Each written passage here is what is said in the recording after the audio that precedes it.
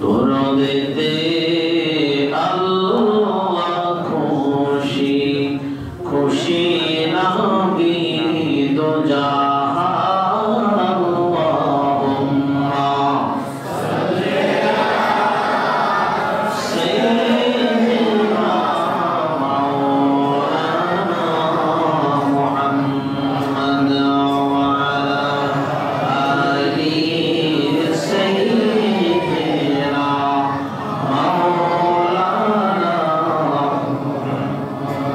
লা ইলাহা ইল্লাল্লাহ লা ইলাহা ইল্লাল্লাহ লা ইলাহা ইল্লাল্লাহ লা ইলাহা ইল্লাল্লাহ লা ইলাহা ইল্লাল্লাহ হাসবি রাব্বি জাল্লাল্লাহ মা ফি কলবি গায়রুল্লাহ নূর মুহাম্মদ সাল্লাল্লাহু লা ইলাহা ইল্লাল্লাহ লা ইলাহা ইল্লাল্লাহ লা ইলাহা ইল্লাল্লাহ লা ইলাহা ইল্লাল্লাহ লা ইলাহা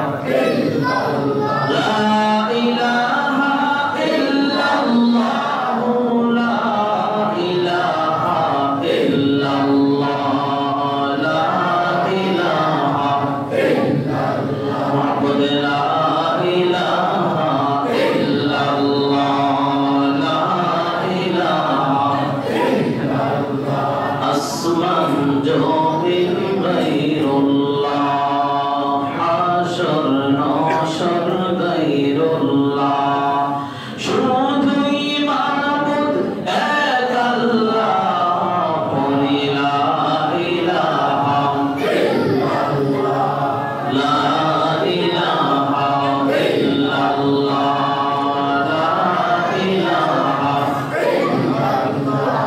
লা ইলাহা ইল্লাল্লাহ লা ইলাহা ইল্লাল্লাহ আসমানের মালিক যেই আল্লাহ জমিনের মালিক সেই আল্লাহ পর লা ইলাহা ইল্লাল্লাহ লা ইলাহা ইল্লাল্লাহ লা ইলাহা ইল্লাল্লাহ সুবহানাল্লাহ ওয়ালহামদুলিল্লাহ লা ইলাহা ইল্লাল্লাহ লা ইলাহা ইল্লাল্লাহ লা ইলাহা ইল্লাল্লাহ লা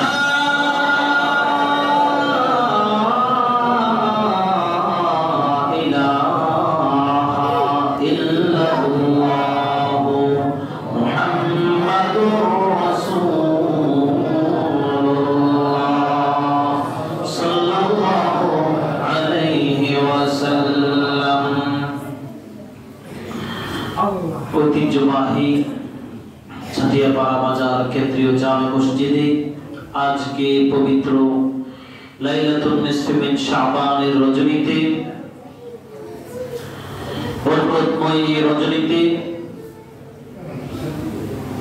ক্ষমার এই রজনীতে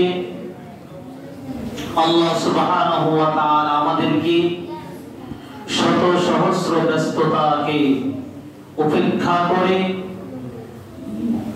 এমন একটি গুরুত্বপূর্ণ আলোচনার মজলিসে জান্নাতি বাগানে জান্নাতি জলসায় আল্লাহ তাআলা আমাদের সকলকে বর্ণিত করেছেন, আসার মতো সুযোগ দান করেছেন।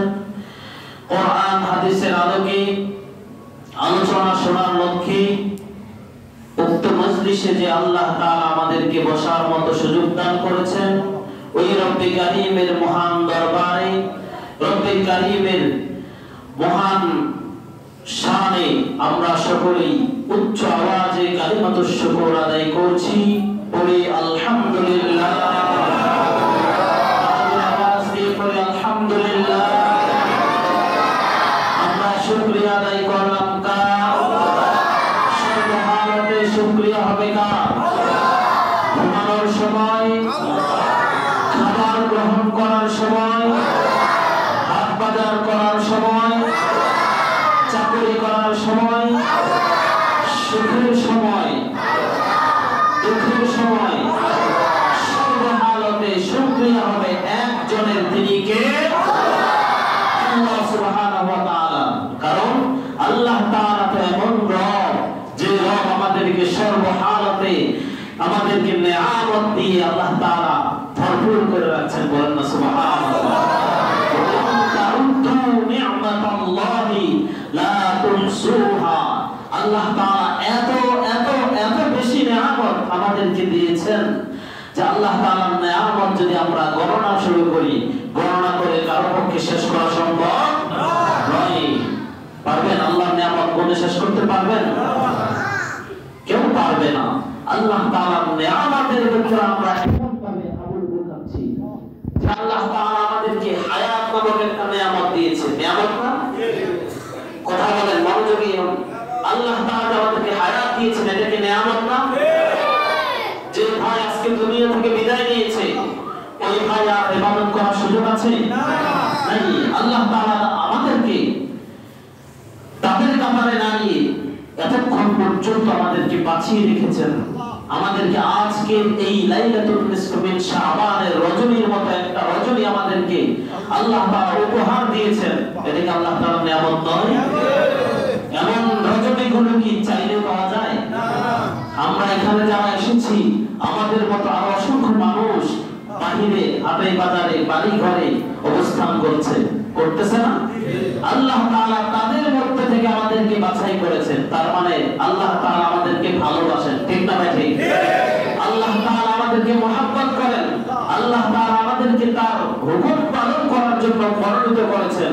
এজন্য আবার আমরা আল্লাহ তাআলার দরবারে জবান ছেড়ে শুকরিয়া আদায় করছি। পড়ি আলহামদুলিল্লাহ। সম্মানিত দরুদ সালাম সেই মহামানবের প্রতি যে আল্লাহ সুবহানাহু ওয়া তাআলা যে হাবিবের উসিলাতে আমাদেরকে এত বরকতময় একটি রজনী দান করেছেন। শুধু এই রজনী নয়, যে হাবিবের উসিলাতে আল্লাহ তাআলা বলছেন আমাদেরকে লাইলাতুল কদরের মতো রজনীও দান করেন কিনা? আল্লাহ সুবহানাহু ওয়া তাআলা আমাদেরকে সেই হাবিবের উম্মত হিসেবে দুনিয়ার জমিনে প্রেরণ করেছেন, যিনাকে আল্লাহ রাব্বুল আলামিন तमाम সৃষ্টিগুলোর মধ্যে শ্রেষ্ঠ সৃষ্টি রূপে আখ্যায়িত করেছেন, যিনাকে আল্লাহ সুবহানাহু ওয়া তাআলা তার রুবুবিয়তের সীমানা যতটুকু, তার হাবিবের নবুয়তের, তার হাবিবের রহমতের, রহমাতুল লিল আলামিনের দয়ার সীমানাও ঠিক ততটুকু আল্লাহ তাআলা করে দিয়েছেন সেই হাবিবের প্রতি, সেই মহান নবীর প্রতি, সেই মহান রাসূলের প্রতি। আমরা আবার দরুদ শরীফ পাঠ করছি, পড়ি সাল্লাল্লাহু আলাইহি ওয়াসাল্লাম। সম্মানিত হাজিরিন, আল্লাহ তাআলা এই দুনিয়ার জমিনে তার বান্দাদের জন্য ফসল ফলাদি আমরা উৎপাদন করি না? ফসল ফলাদি উৎপাদন করি না? এটা কি যখন তখন আপনি রোপণ করলেই হবে? নির্দিষ্ট একটা মৌসুম আছে না নাই? নির্দিষ্ট মৌসুমে আপনি অল্প কিছুদিন যদি একটু পরিশ্রম করে আপনি ফসল ফলান, ওই ফসলটা পরিশ্রম করে আপনি পানি তুলে আনেন, তাহলে আপনার সারা বছর আর ফসলের জন্য আর কষ্ট করা লাগে না।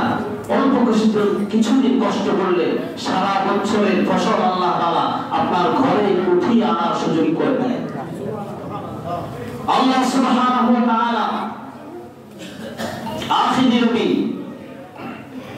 দয়াল নবী মুহাম্মদুর রাসূলুল্লাহ সাল্লাল্লাহু আলাইহি ওয়াসাল্লামের উম্মতদেরকে এমন কিছু গুরুত্বপূর্ণ, এমন কিছু ফজিলতপূর্ণ মৌসুম দিয়েছেন ইবাদত করার জন্য।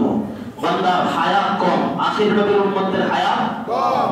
হায়াতের দৈর্ঘ্য কি কম না বেশি? পূর্ববর্তী নবীদের উম্মতেরা অনেক বেশি হায়াত পেত, শত শত বছর, 200, 250, 300, 500, 1000 বছর, 2000 বছর পর্যন্ত তারা হায়াত পেত। সে হায়াত পেয়ে তারা 1000 বছর ইবাদত করত, 1000 বছর তারা রোজা রাখত, 1000 বছর আল্লাহর গোলামি করত। কিন্তু আমাদের হায়াত তো কম, হায়াত 60-65 বছর। এই ৬০-৬৫ বছর ইবাদত করে কি তাদের ধারে কাছে যাওয়া সম্ভব? সম্ভব না। আল্লাহ তাআলা এই জন্য তার বান্দাদেরকে বছরের মধ্যে এমন কয়েকটি ফজিলতপূর্ণ বরকতময় রজনী দিয়েছেন, যে রজনীগুলি যদি বান্দা ইবাদত করতে পারে, এক একটা রজনী 1000 বছর ইবাদত করার সমান সওয়াব পেয়ে যাবে। সুবহানাল্লাহ। লাইলাতুল কদরের রজনী যেমন আমরা রমাদানুল মুবারকের শেষ দশকের মধ্যে যে রজনীটা আসে, এক রাত যদি আপনি ইবাদত করেন, আল্লাহ তাআলা বলেছেন লাইলাতুল কদরি খায়রুম মিন আলফি শাহর। এটা এমন একটি রাত যেই রাত্রিটা 1000 মাস অপেক্ষা উত্তম। সুবহানাল্লাহ। তাহলে তেমনই একটা বরকতময় রজনী আজকের এই রজনী। এই রজনীতে আল্লাহ সুবহানাহু ওয়া তাআলা তার বান্দাদেরকে ক্ষমা করেন। সুবহানাল্লাহ। আল্লাহর হাবিব মুহাম্মদুর রাসূলুল্লাহ সাল্লাল্লাহু আলাইহি ওয়াসাল্লাম হাদিস শরীফের মধ্যে জানিয়েছেন, ইন্নাল্লাহা ইয়ানজিলু লাইলাতান নিসফি মিন শাবান ইলাস সামাঈদ দুনিয়া ফায়াগফিরু লিআকসার মিন আদাদি গনামিকাল أو كما قال النبي عليه الصلاة والسلام। রাসূলুল্লাহ সাল্লাল্লাহু আলাইহি ওয়াসাল্লাম বলেছেন, আল্লাহ রাব্বুল আলামিন লাইলাতুন নিসফি মিন শাবানের রজনীতে, অর্থাৎ শাবান মাসের মধ্য রজনীতে, ইলাস সামাঈদ দুনিয়া, দুনিয়ার আসমানে অবতরণ করেন। ফায়াগফিরু লিআকসার মিন আদাদি গনামিকাল। আল্লাহ রাব্বুল আলামিন এই রজনীতে দুনিয়ার আসমানে অবতরণ করেন। অবতরণ করার পরে কি করেন? তার বান্দাদেরকে ক্ষমা করেন। কত সংখ্যক বান্দাকে ক্ষমা করেন? হাদিস শরীফের শেষ অংশে এসেছে মিন আদাদি গনামিকাল। বনি কাউফ নামে একটা গোত্র ছিল। ওই গোত্রের লোকগুলি অনেক বেশি পরিমাণে বকরি পালন করত। প্রত্যেকটা ঘরে ঘরে বকরির পাল ছিল, শত শত বকরি তারা পালন করত।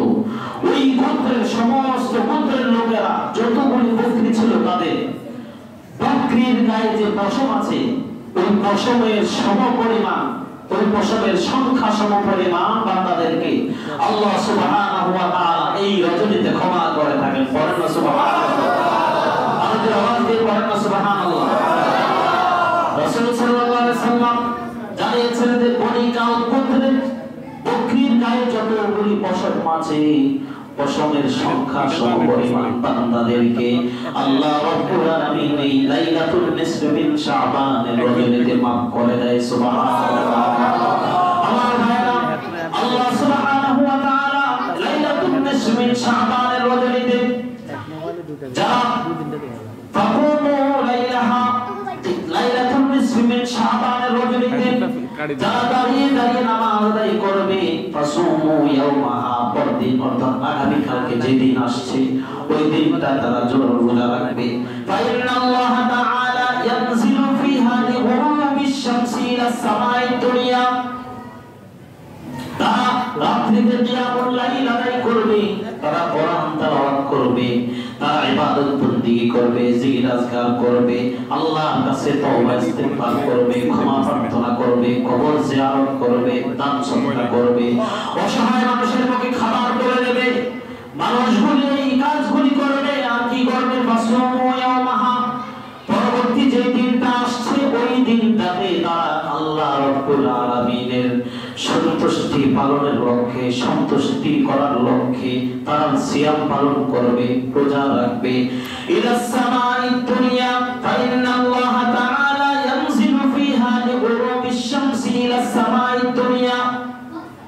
এরপর আল্লাহ রাব্বুল আলামিন বলেন, তার হাবিবের মাধ্যমে জানিয়েছেন, ওই দিন যখন সূর্য অস্তমিত যায়, গত যে রাত আগমন করছে, আজকে সূর্য অস্তমিত হয়েছে না? সূর্য যখন অস্ত যায়, অস্ত যাওয়ার সাথে সাথে আল্লাহ রাব্বুল আলামিন কুদরতিভাবে দুনিয়ার আকাশে অবতরণ করেন, দুনিয়ার আসমানে অবতরণ করেন।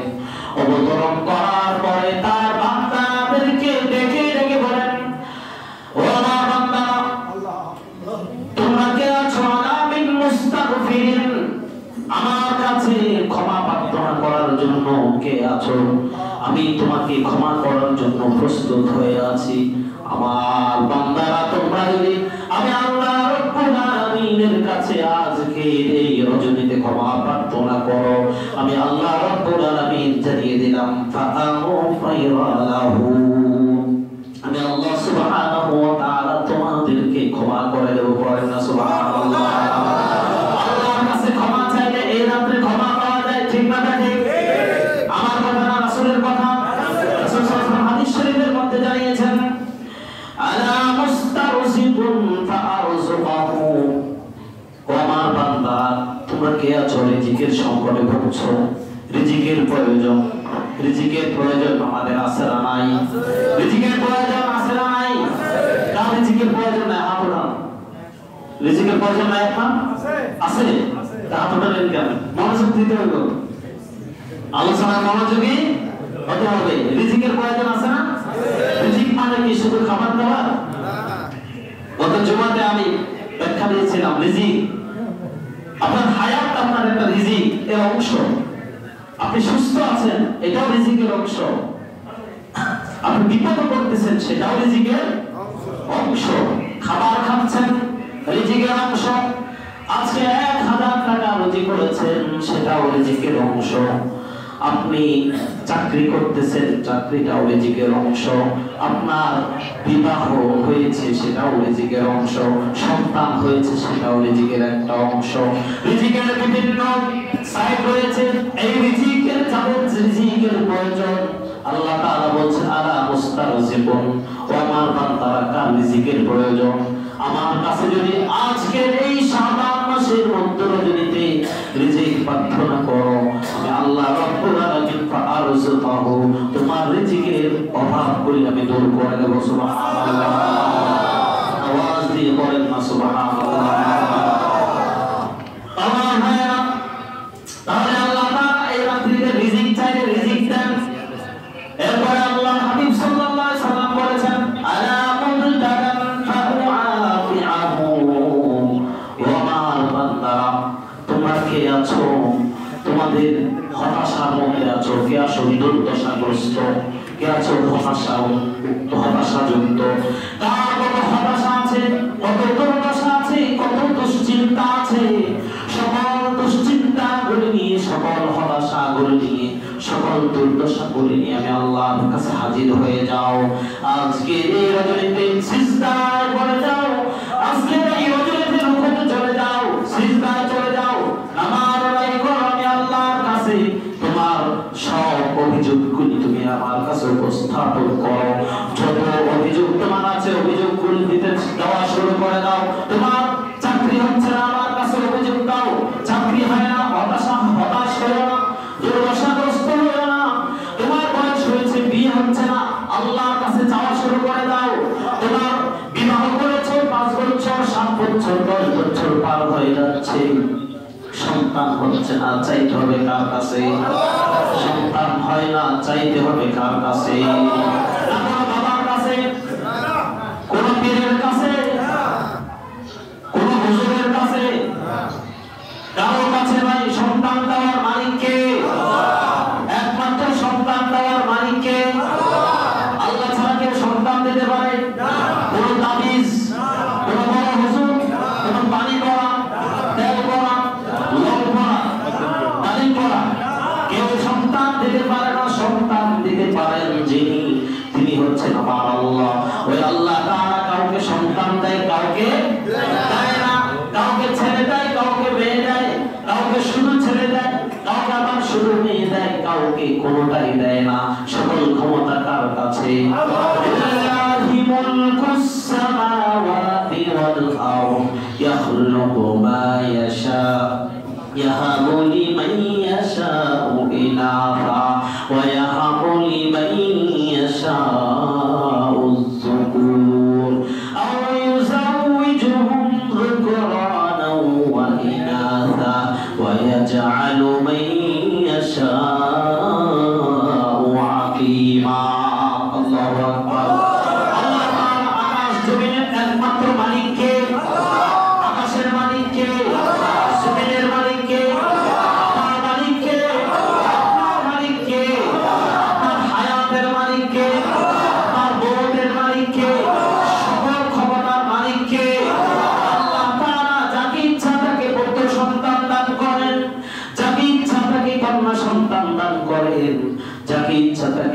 ছেলে মেয়ে দোনোটাই দান করেন, আবার যাকে ইচ্ছা তাকে কোনোটাই দেয় না, বন্ধা করে রাখে, আছে না নাই? তাহলে সকল ক্ষমতার মালিক কে?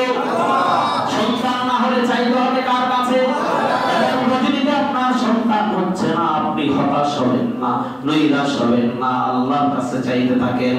আল্লাহ তাআলা আপনাকে সন্তান দিয়ে আপনার গোলটাকে উজালা করে দেবে। সুবহানাল্লাহ। আলা কাযা আলা কাযা হাত্তা ইয়াতুলু আল ফাজর। এই রজনীতে হাত দিয়ে তালাশ করলে খুঁজে পাবেন না, চশমা লাগিয়ে তালাশ করলে আপনি খুঁজে পাবেন না।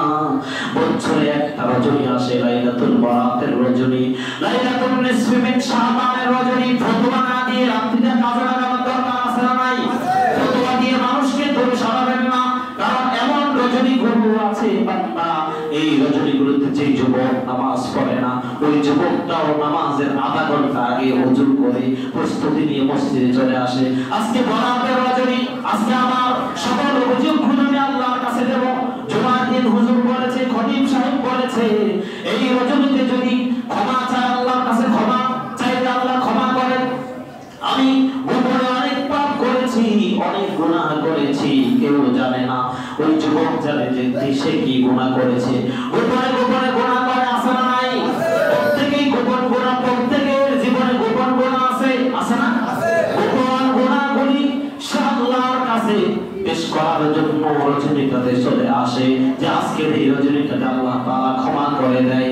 আও মুশরিক আও মুশাহিদ, মুশরিকিন আও মুশাহিদ, মুশরিক এবং মুশাহিদ হিংসুক ছাড়া সকল বান্দাদেরকে আল্লাহ তাআলা ক্ষমা করে।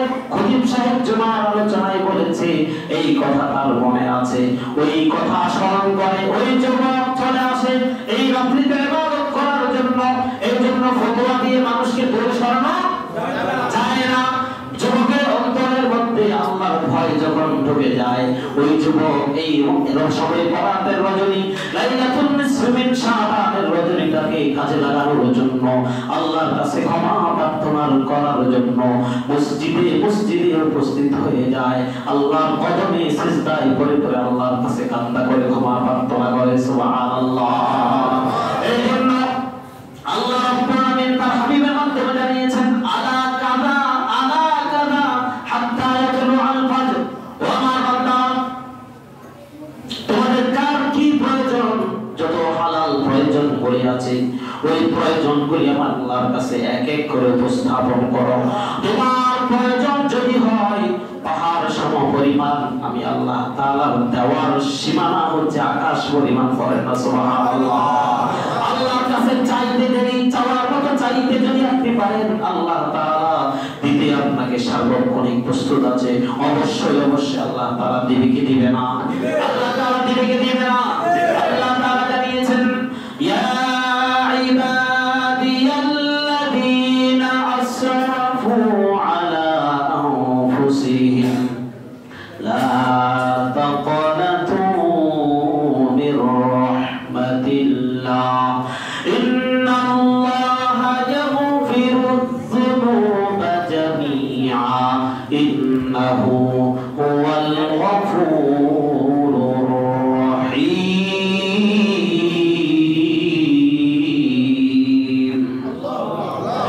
আল্লাহ সুবহানাহু ওয়া তাআলা ডাক দিয়ে বলছেন, ইয়া ইবাদি, ও আমার বান্দা।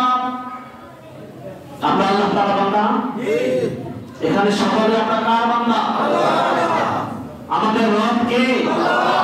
আল্লাহ তাআলা। তাহলে আমাদেরকে যাচ্ছেন, যারা আল্লাহ তাআলাকে রব বলে স্বীকার করেছেন, তারাই আল্লাহ তাআলার গোলাম। আল্লাহ তাআলা বলছেন, ইয়া ইবাদি, ও আমার বান্দা, আল্লাযীনা আসরাফু আলা আনফুসিহিম লা তাকনাতু মির রাহমাতিল্লাহ।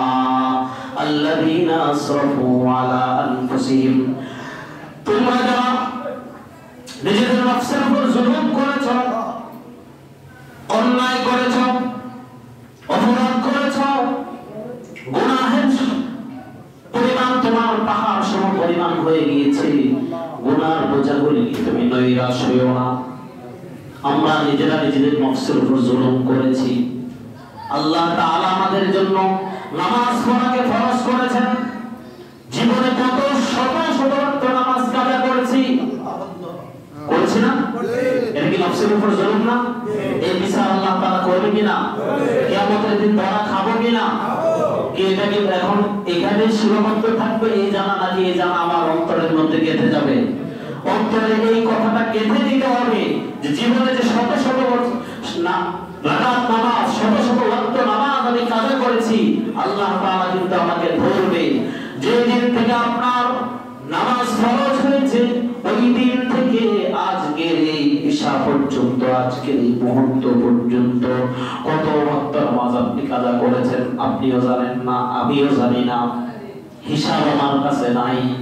তাহলে এই নামাজ না পড়ার কারণে নফসের উপর জুলুম করেছি, মিথ্যা বলা, কবিরা বলা, শত শত মিথ্যা কথা দৈনিক আমি বলি, ইয়ার কি ঠাট্টার ছলে মিথ্যা কথা বলি কি বলি না, কৌতুক করে মিথ্যা কথা বলে কি বলে না, গান বাজনা শোনা হারাম, গান বাজনা শুনতেছি না, নফসের উপর জুলুম করেছি। এইভাবে করে শত শত নাফরমানি আমরা দৈনন্দিন করেছি, নিজের নফসের উপর জুলুম করেছি। আল্লাহ তাআলা দিয়ে বলছেন, ও আমার বান্দারা, তোমরা যারা নিজেদের নফসের উপর জুলুম করেছো, জুলুম করার কারণে নৈরাশ হইও না। জুলুম তুমি নিজের নফসের উপর জুলুম করেছো, ঠিক আছে, নৈরাশ হওয়ার কোনো কারণ নাই।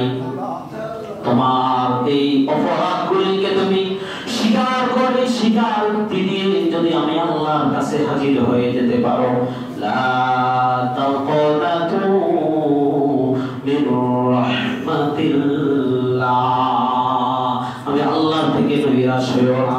যদি আমি আল্লাহর কাছে তুমি হাজির হয়ে যাও, আমি আল্লাহর আদালতে যদি তোমার সমস্ত অপরাধগুলি তুমি পেশ করে অপরাধগুলির জন্য যদি আল্লাহর কাছে ক্ষমা প্রার্থনা করো, ইন্নাল্লাহা ইয়াগফিরুয যুনুবা জামিআ, আমি আল্লাহ সুবহানাহু ওয়া তাআলা তোমার জীবনের সমস্ত গুনাহগুলিকে ক্ষমা করে দেব। বলেন না সুবহানাল্লাহ, আওয়াজ দিয়ে বলেন না সুবহানাল্লাহ।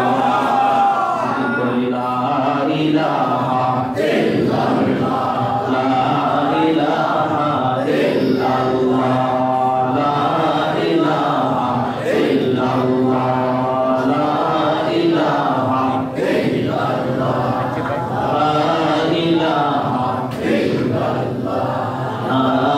ইলাহা ইল্লাল্লাহ, লা ইলাহা ইল্লাল্লাহ, লা ইলাহা ইল্লাল্লাহ,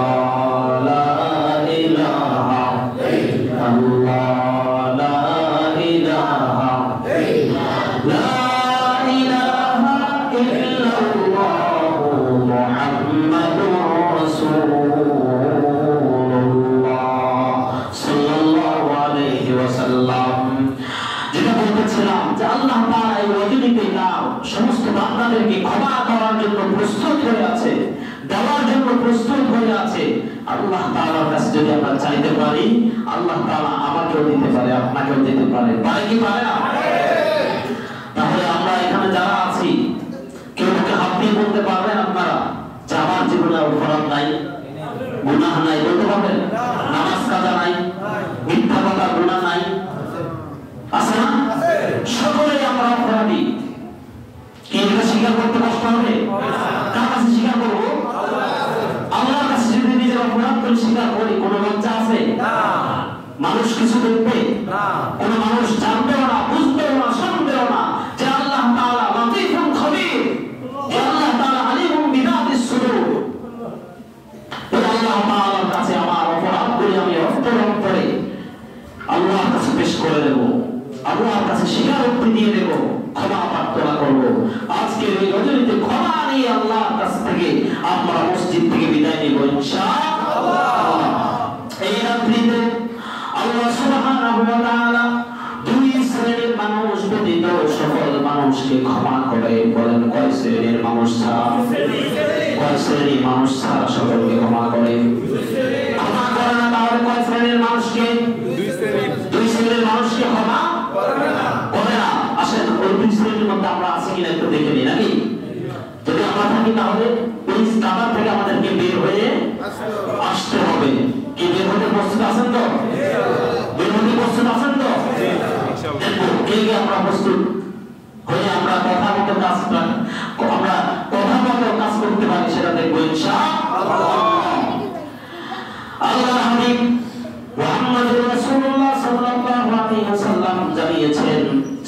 হাদিস। 8 জন সাহাবী থেকে এই হাদিসটি বর্ণিত হয়েছে।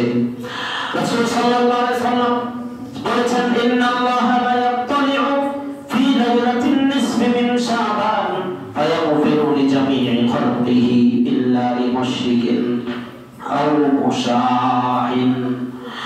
রাসূল সাল্লাল্লাহু আলাইহি ওয়াসাল্লাম বলেছেন, লাইলাতুন নিসফি মিন শাবানের রজনীতে আল্লাহ সুবহানাহু ওয়া তাআলা দুনিয়ার সমস্ত মানুষের দিকে, সমস্ত সৃষ্টির দিকে, লিজামি'i খালকিহি, এই রজনীতে সমস্ত সৃষ্টির দিকে দৃষ্টিপাত করেন, নজর দেন।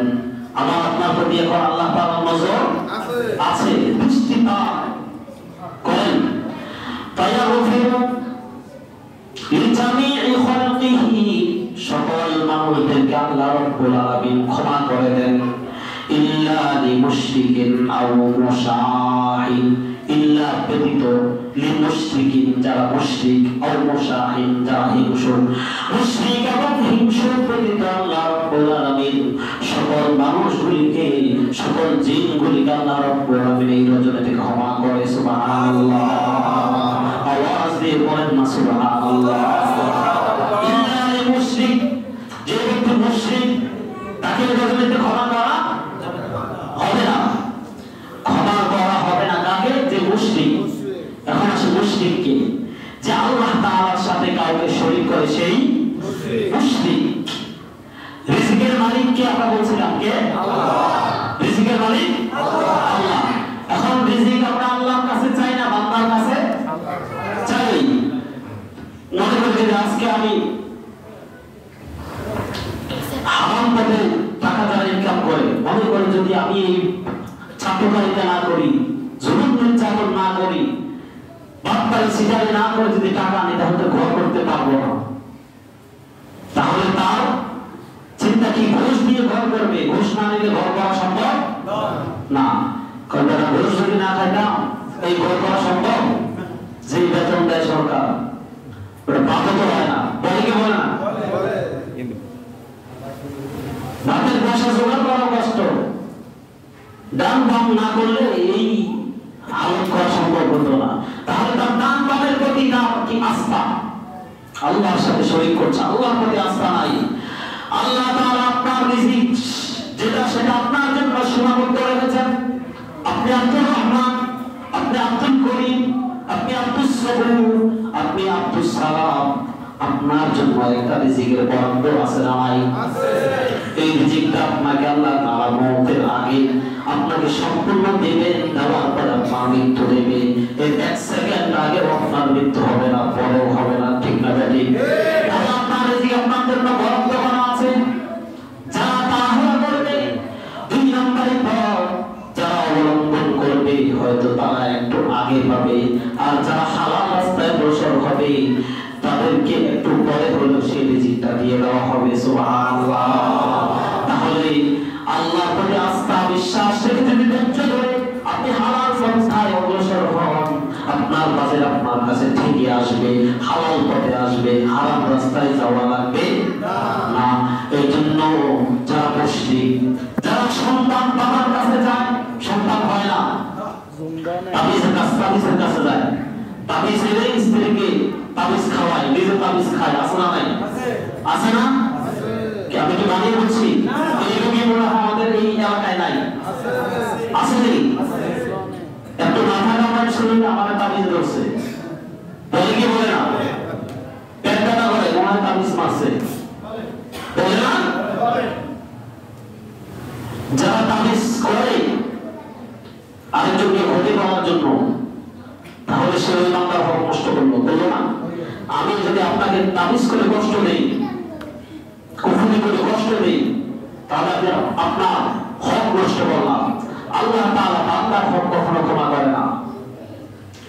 আল্লাহ তাআলার হক, নামাজ রোজা যদি গাফিল থাকে, আল্লাহ তাআলা ইচ্ছা করলে মাফ করে দিতে পারে। বান্দার হক যদি কেউ নষ্ট করে, তাকে আল্লাহ তাআলা ক্ষমা করবে না, যতক্ষণ না সে ক্ষমা করে। ভাইরা আমার, যেটা বলতেছিলাম, আল্লাহ তাআলার সাথে যদি কোনো ব্যক্তি শিরক করে, তাহলে এই রজনীর মধ্যে আল্লাহ তাআলা তাকে ক্ষমা করবে না। কারণ শিরকের গুনাহ ছাড়া আল্লাহ তাআলা সকল গুনাহগুলি ক্ষমা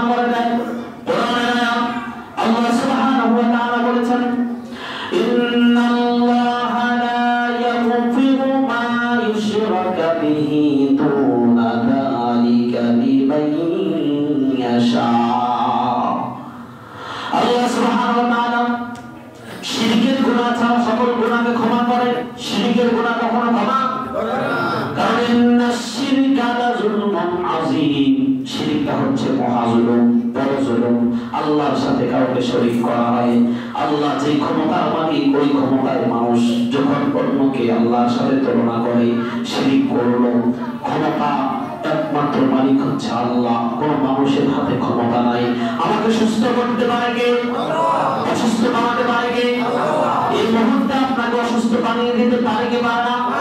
আল্লাহ তাআলার ক্ষমতা আছে। মুহূর্তে আপনাকে আবার সুস্থ করে দিতে পারে, পারে না? পারে। এই ক্ষমতা আল্লাহ, একমাত্র আল্লাহর কাছে। কিন্তু আজকে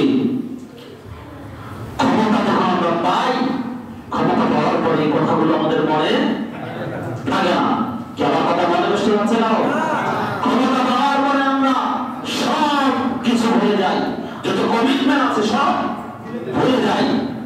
আল্লাহ তাআলা যদি আমাকে ক্ষমতা নেয়, আমি যদি এবার আসতে পারি, এই কাজ করব, এই কাজ করব, এই কাজ করব, এই কাজ করব, কি বলে আল্লাহ তাআলা যদি আমাকে এবার চেয়ারটা দেয়, এটা করব, এটা করব, এটা করব, ক্ষমতায় যখন চলে আসে, এত কষ্ট করে আসলাম, তখন আল্লাহর নাম মুখে দিয়া আসে না, আল্লাহর নাম তখন আর মুখ দিয়ে বের হয় না।